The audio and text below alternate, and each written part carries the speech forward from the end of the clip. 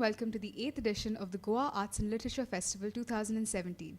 Today we are in conversation with Dr. SV Srinivas, who is an author and a professor at the Azim Premji University of Bengaluru. Good morning, sir. Thank you for being with us today. Thank you. My first question is, your research explores the complex linkages between popular culture and mass politics. What is it about this field that actually interests you? From roughly the 1930s, there have been several arguments about the impact of mass culture on politics, on society and politics in general. I've been working on an area where the influence seems to be far more direct than in other places in southern India, Andhra Pradesh and Tamil Nadu, where you have by now 3 generations of film stars who have moved from cinema to or entertainment to politics. So the question that I started off with is to check whether the claims that are being made on the influence of film stars on politics is a verifiable claim. It appears to be obvious, but it seemed to me to be a little more complex than what is made out to be, that we see what happens on screen and we do what the heroes do, or we listen to what they say. Yeah.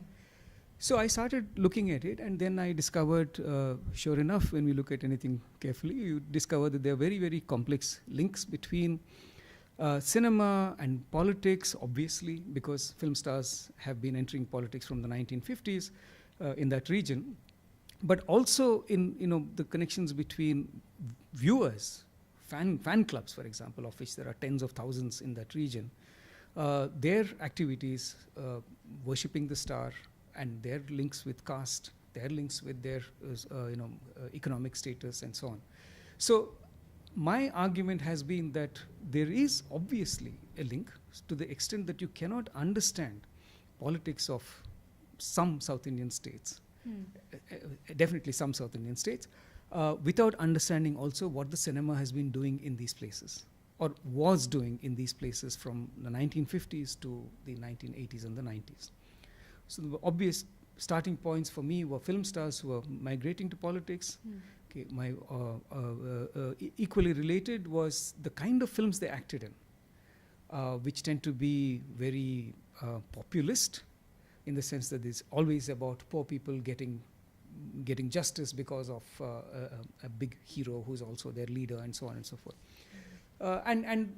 And the kind of agendas that these stars take with them to politics, that they claim, almost like in their films, that they'll solve problems in one shot. Okay? So this is what I was trying to argue, saying that it's about caste, both of the film star and of the people who watch his films. It is not very obviously caste, in the sense that it's not as if I vote for somebody because he belongs only to my caste, or I watch the films of somebody because he belongs to my caste. So that was the kind of complexity that I was trying to look at in my both of my books. More recently, the book titled "Politics as Performance." Okay. Your latest book, The Indian Media Economy, was recently published. Could you tell us a bit more about it and how people could relate to it in today's scenario? The range includes, of course, cinema, but also recorded music. It includes television. It includes mobile phones as media devices, as leisure media devices, not as communication devices. The press, that's print. Yeah. We have an essay on IPL, for example. So I think what we are trying to say here is that when media, today we live in a world where media has changed everything. It changes the way in which we participate in politics, the way in which leaders communicate with us. Twitter, everybody is on Twitter now. All big leaders and celebrities are on Twitter, for example. It changes the way in which the economy functions today, because media industries are big money makers. They're also places where people can lose a lot of money. For the last, from the 1940s, film industry has known to have lost more money than made money. 80% of all films, they say, or 60 to 80%, do not recover costs. So a lot of very interesting questions on the economic front, interesting obviously in the political front, but an area that we haven't really looked at but others have been talking about is the way in which even relationships have changed because of media. So this is a good time, we thought, for us to take stock of the work that's been happening in the broad area of media and how it impacts us, and look at the way actually that you can't any longer talk about discrete media forms as if they were isolated from everything else. So you need a larger argument, you need a larger framework in which you can see how cinema and television and Twitter and Facebook and YouTube and all these things, and print of course, all of them come together. What logic permeates every single one of them or runs through all of them? The ownership is very often same. Okay. Reliance owns, I suppose it doesn't yet own a newspaper, but it owns television channels, it owns online news sources, and production, it's in production, distribution, everything, right? And of course it's into petroleum, so it's no longer possible to make a distinction between media and other businesses. Of course, people complain about the loss of autonomy, the loss of objectivity, and so on, but I think we are reminding our readers and researchers that when media becomes a commodity, you cannot ignore that it is an economic entity. The public good that we expect of media is one part of the story, but you cannot assume or you cannot ignore the reality of the fact that these are businesses. So what kind of businesses are they? What kind of money is flowing into them? What kind of money is extracted by them from other sectors? If films have to be made, money has to come from other sectors than the film industry, right? Yeah. A successful trader, a bootlegger, drug smuggler, whoever, but somebody has to put in money, or a corporate entity or a bank has to put in money. So it extracts money from other areas. So these are the kind of issues that we're trying to talk about. In terms of the scholarship, we have very senior people, people close to retirement, retirement from university jobs, to very young researchers who are just starting off on their work, PhD students. So that's the kind of breadth.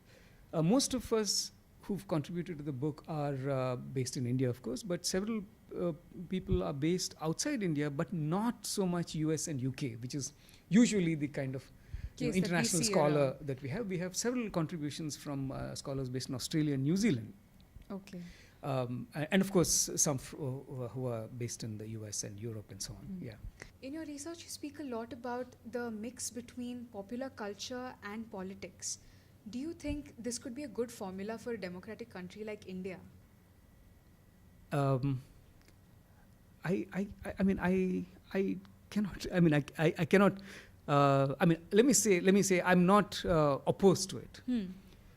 One way to think of democracy is that it is participatory.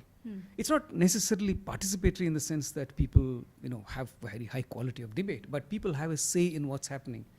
And I have tried to show, as some others whose work I've benefited from have tried to show, that cinema is one of the sites where people express opinions which we can understand as being politically and socially significant. The kind of star that you support and that you pour milk on and you worship, okay, that is not worship in the religious sense of the term worship. Okay? It appears to be worship, but what's happening out there is an expression of maybe impatience with your social standing. Maybe it's an opportunity there for collective expression. May appear to be meaningless. So why are they washing Rajinikanth cutouts in milk? Not even the person, they were washing wood and cardboard, and So it's on the one hand meaningless, but on the other hand it's meaningful, in a politically and socially significant way, right?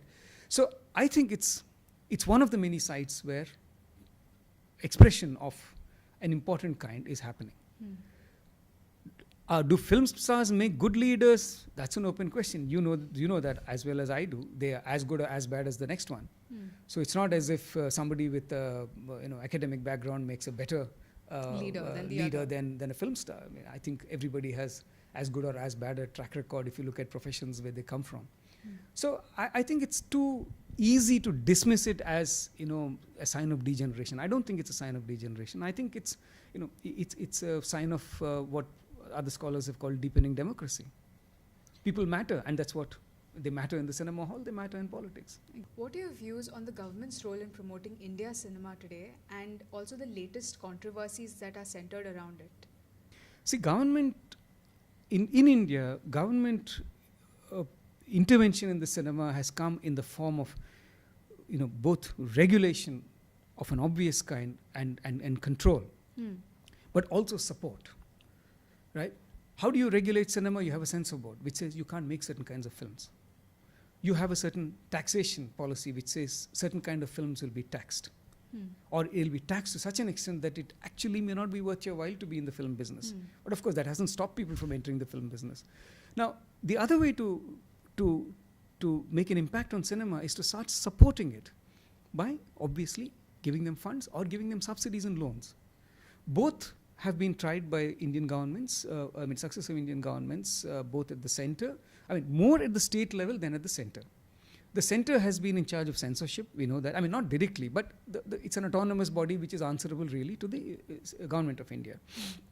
Now, the states, on the other hand, have Maharashtra, to take an example, Karnataka, Andhra, in many, and today Andhra and Telangana, in many significant ways have shaped the way in which local film industries, often in the languages that are official languages of these states, grow. Right? How? In the 1960s, for example, Andhra Pradesh government started offering loans and subsidies. Loans for theatre construction, studio construction. They wanted the industry to move away from Madras and into Hyderabad. That happened only much later. In the 90s, the move was deemed complete. So it took more than 30 years. But in the meanwhile, what they did was they instituted awards and they started giving loans and subsidies to films that are made in the state, loans for theatre construction and so on. That actually created a certain kind of cinema. Now, today when we look at a Padmavati controversy or in something else like that, we say, there is censorship, there is this. I'm not pro-censorship or anti-censorship in any, straightforward way. I'm a little confused about whether there should be censorship or should it be, replaced by something else. So I'm only saying that we only look at censorship. We only look at attempts of that kind. We don't, for instance, look at the systematic way in which the government of India and state governments have encouraged the creation of multiplex screens. And indirectly, therefore, also contributed to the death of or the gradual decline or the rapid decline of the single screen sector. Which means, by default or by implication, you're encouraging a certain kind of cinema. As we know today, there is something called the multiplex film. A film like Siret, the Marathi film Siret, it becomes a super hit all over India because it runs in subtitled versions in multiplex screens across the country. Of course, Maharashtra, it was a big hit. In Marathi, it ran in single screens. That's a different story. Everywhere else in India, to the extent that 1 crore invested in Siret gave a return of 25 to 27 crores. So in profitability terms, it's actually one of the most profitable films ever made in the recent past. How did it happen? It happened because of the multiplex. Right. At the same time, a certain kind of cinema does not get made anymore. The old formula film, for instance, simply doesn't get made because they feel that, the middle class audience doesn't prefer it and the formats have changed. Hollywood is growing in India because of the multiplex. Multiplexes depend on Hollywood to sustain their high prices. So that too is government policy. Except that government never said we want to encourage Hollywood films. Government never said we want to encourage films, either films like Padmavati, which can be released across the country, or Bahubali, released in thousands of screens across the country, or Hollywood. But effectively, because of the way in which multiplexes have been supported, a certain kind of cinema has emerged today. So you may say it's good, you may say it's bad, but let's keep censorship as one of the many ways in which a government can influence the way in which cinema shapes itself. So my last question for today is, how do you feel that Goa Arts and Literature Festival could be a platform for today's generation in building up a career like literature? Yeah, this is my first visit to the Goa Literature Festival, so I can't say anything about how it's changed and so on. I'm very struck by the fact that there are a lot of young people in the audience here. There are obviously school children in their uniforms and so on, but there are also people who seem to be college students and university students, which is a very good sign. And I'm noticing that there's a lot of interaction that's happening after sessions and before sessions with participants. I'm not a literary author, so I can't really say about whether it's going to help authors or whether it's going to help the appreciation of literature, but all the topics discovered, whether they're literary or they're societal, I notice the presence of a lot of young people. So I think it's an opportunity both for writers, even writers of academic books like me, Hmm. as well as students and young people who are attending, to first of all see that these are, activities that normal people do. Okay, you don't have to be born with a halo to write a book. And once young people get that sense, I think, it's good for authors and it's good for them. I mean, they too, maybe they'll start writing. There are workshops going on just outside, on teaching children how to write and draw and so on. And I mean, that's of course an activity you can do outside the festival. But to also have authors talk about either poetry and to maybe take part in a workshop around writing poetry and so on, it's a fantastic opportunity. In my time, we didn't have these festivals. Of course, I had other, I had good teachers and I had authors coming to school and so on. But this is a wonderful occasion, and more strength to the organizers. Thank you so much, sir, for being with us today. In conversation with Dr. SV Srinivas from the Goa Arts and Literature Festival 2017. Please stay tuned for more updates.